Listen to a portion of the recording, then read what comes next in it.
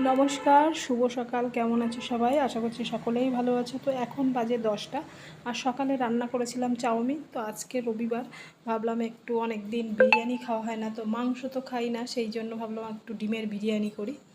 তো এগ বিরিয়ানি করব বলে এই যে গোটা গরম মশলা নিয়ে এসেছি, আর এদিকে চাল নিয়ে এসেছি 700 গ্রাম, বিরিয়ানির চালটা নিয়ে এসেছি, আর ডিমগুলো তো সিদ্ধ দিয়েছি। তো চালটা সবটাই দিয়ে দেবো, যদি কিছুটা থাকে তো মিষ্টু রাত্রে খেয়ে নেবে, ও বিরিয়ানি খেতে খুব ভালোবাসে। তো মাংস এখন খাচ্ছি না, যে মানে কিছুদিন ধরে দীক্ষা নিয়েছি, তো সেই জন্য মাংসটা খাওয়া হচ্ছে না। তো আজকে একটু ডিমের বিরিয়ানি করছি।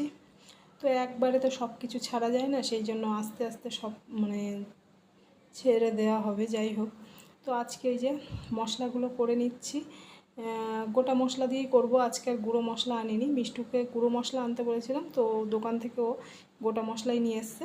তো এগুলো শিলে আমি ভেজে গুঁড়ো করে নিচ্ছি, আর এদিকে ভাত বসিয়ে দিচ্ছি। চালটা ভিজিয়ে রেখেছিলাম লবণ দিয়ে, তো এই যে আর একটু লবণ দিয়ে দিলাম, আর এদিকে গোটা মশলা একটু দিয়ে দিয়েছি, সাদা তেল দিয়ে ভাতটা বসিয়ে দিলাম। তো প্রায় ভাতটা হয়ে এসছে, একটু শক্ত থাকতে ভাতটা নামাবো, আর ভাতটা উপর দিয়ে দিয়েছি। আর এদিকে সাদা তেল দিয়েছি, সাদা তেল দিয়ে আলুগুলো ভেজে নিচ্ছি।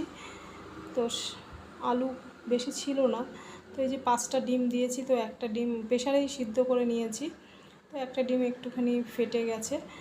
আর এদিকে আদা রসুন বেটে নিচ্ছি, আর তেলে দিয়ে দিলাম আলু ভাজার পরে একটু ঘি, তেজপাতা, এদিকে একটু গোটা গরম মশলা, গোলমরিচ, গোটা গরম মশলা দিয়ে একটু পেঁয়াজ দিয়েছি, বড় একটা পেঁয়াজ কুচিয়ে দিয়েছি, আর আদা রসুন দিয়ে দিলাম, আর একটু হলুদ গুঁড়ো, লঙ্কা গুঁড়ো দিয়ে দিচ্ছি, কাশ্মীরি লঙ্কার গুঁড়ো কালারের জন্য, আর গোলমরিচ গুঁড়ো করে নিয়েছি, ওই মশলার সাথেই গুঁড়ো করে নিয়েছি। এদিকে একটু গুঁড়ো মশলা দিয়ে দিচ্ছি, ধনে গুঁড়ো, জিরে গুঁড়ো, আর একটু নাড়াচাড়া করে সামান্য একটু জল দিয়ে দিচ্ছি কষানোর জন্য।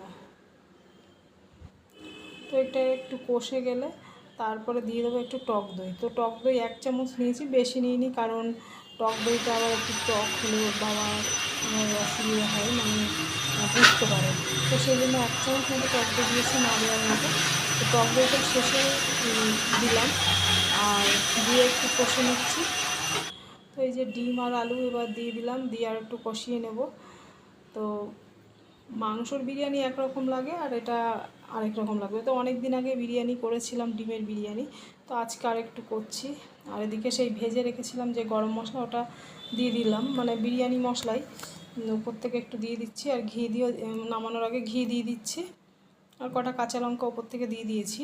তো এই যে গরম মশলা একটু দিয়ে দিলাম, ওই বিরিয়ানি মশলা না। তো এবার ওই ভাতগুলো দিয়ে দেবো, আর একটু কেওড়া জল দিয়ে দিচ্ছি এর মধ্যে। তো এবার ভাতটা এর উপরে দিয়ে দেবো, আর ডিমগুলো আমি তুলে নিয়েছি আগে থাকতে, ডিমগুলো ওপরে দেব এই ভাতগুলো দেওয়ার পরে, তারপরে ডিমগুলো দিয়ে মশলা দিয়ে দেবো। তো আর একটু ঘি দিয়ে দিলাম ওপরে, আর এই যে মশলাটা আর একটু দিয়ে দিচ্ছি। তো এবার দিয়ে দেবো ডিম,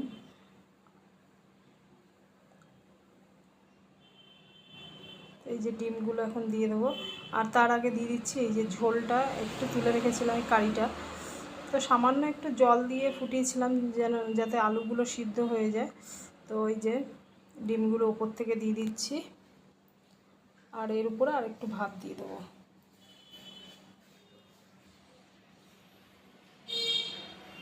তো আগে একদিন এরকম বিরিয়ানি করেছিলাম, বেশ ভালোই লাগে খেতে, মানে মাংসর বিরিয়ানি না খেলেও হয়, মানে এটা মনে হয় এটা হলেও অসুবিধা নেই। যাই হোক, একবারে ছাড়া যাবে না, অল্প মানে আস্তে আস্তে ছাড়তে হবে। তো এই যে ওপর থেকে আর একটু কেওড়া জল দিয়ে দিলাম, একটু ঘি দিয়ে দিলাম, আর একটু বিরিয়ানি মশলা দিয়ে দিয়েছি। তো মিষ্টু যেহেতু বিরিয়ানি খেতে ভালোবাসে, ওর মাংস না হলেও হয়, শুধু ভাতটা মানে ভীষণ ভালোবাসে খেতে। তো এই যে বিরিয়ানি হয়ে গেছে, এখন তো খাওয়া হবে। তো আজকে ভিডিওটা আমি এখানেই রাখছি, তোমাদের সাথে আবার দেখা হবে পরের ভিডিওতে। ভালো থাকবে, সুস্থ থাকবে, নমস্কার।